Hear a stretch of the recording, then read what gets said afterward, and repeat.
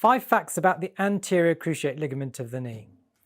The anterior cruciate ligament, or the ACL, is a ligament that connects the thigh bone or the femur to the shin bone or the tibia, and it passes from the inner aspect of the thigh bone, the lateral intercondylar notch, to the tibia, where it's known as the ACL footplate or the tibial footplate of the anterior cruciate ligament. Fact number 2, the anterior cruciate ligament, when it's intact, stops the shin bone moving forward on the thigh bone. Now this movement is known as anterior translation of the tibia on the femur.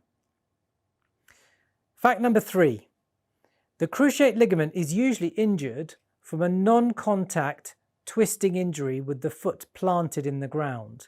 And what generally happens is that the shin bone or the tibia moves out of position and the energy is transferred through the anterior cruciate ligament, which then tears, and then the shin bone goes back into position.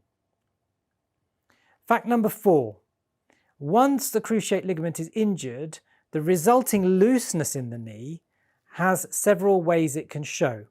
The first is, with the knee approximately 30 degrees flexed, if the tibia is pushed forward on the femur, this is known as a Lachman's test.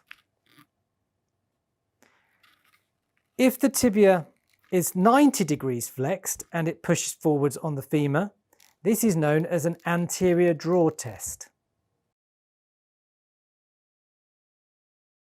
The third test is the pivot shift test, and here the outside of the tibia, or the lateral tibial plateau, moves forward and rotates out of position and then clunks back into position. And as a result, the cruciate ligament tears, but also the bones can bruise when they hit one on another. That's known as a pivot lesion. Fact number 5.